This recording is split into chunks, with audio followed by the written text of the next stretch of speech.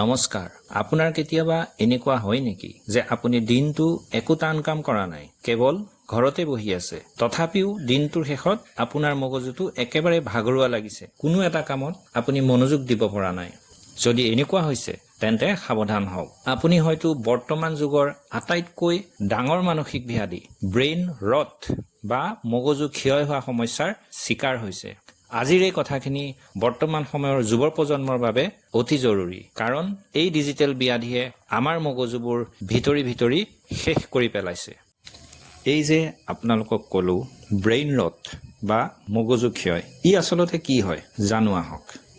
যেতিয়া আমি দিনটোৰ সৰহভাগ সময় ফেচবুক ৰিলছ ইনষ্টাগ্ৰাম বা ইউটিউব শ্বৰ্টছ এইবিলাক চাই থাকোঁ আমাৰ মগজুটো অহৰহ অতি সক্ৰিয় অৱস্থাত থাকে প্ৰতিটো ছুটি ভিডিঅ'ই আমাৰ মগজুত ডোপামিন নামৰ এটা হৰম'ন সৃষ্টি কৰে যাৰ বাবে আমি খন্তেকীয়া আনন্দ লাভ কৰোঁ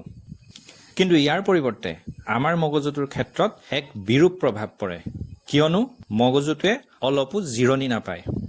এই ধৰি লওক জিৰণি নোলোৱাকৈ আমি অহৰহ দৌৰি আছো তেতিয়া কি হ'ব বাৰু আমাৰ ভৰিকেইখন বিষাব ঠিক তেনেদৰে অহৰহ মোবাইল চাই থাকিলে কোনো শাৰীৰিক পৰিশ্ৰম নকৰিলেও আমাৰ মগজুটো ভাগৰুৱা হৈ পৰে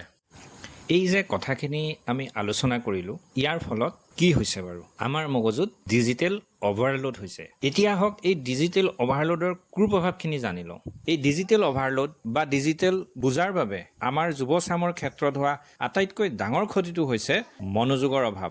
আজিকালি আমি 15 ছেকেণ্ডৰ এটা ছুটি ভিডিঅ' চাই ইমান অভ্যস্ত হৈ পৰিছোঁ যে কিতাপৰ এটা পৃষ্ঠা পঢ়িবলৈ বা এটা গুৰুত্বপূৰ্ণ কথা গভীৰভাৱে চিন্তা কৰিবলৈ আমাৰ ধৈৰ্যৰ অভাৱ হৈছে ই আমাৰ সৃষ্টিশীলতা আৰু চিন্তা কৰাৰ ক্ষমতা লাহে লাহে ধ্বংস কৰি আনিছে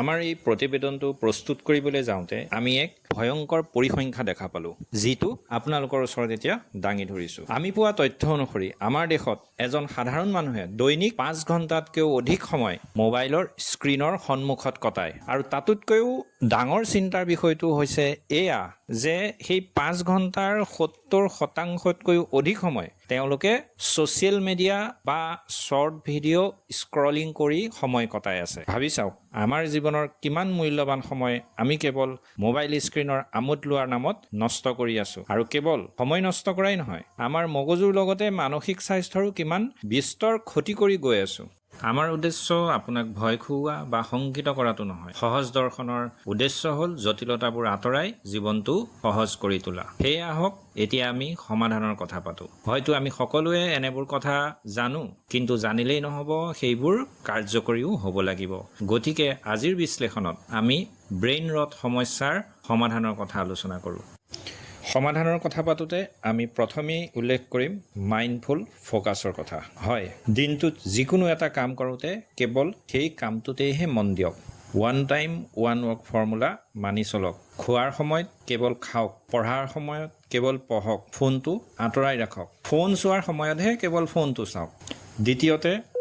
আমি কম ডিজিটেল ডিটক্সৰ কথা দ্বিতীয়তে জানি লওক ডিজিটেল ডিটক্সৰ কথা আৰু নিজৰ জীৱনতো তাক কাৰ্যকৰী কৰক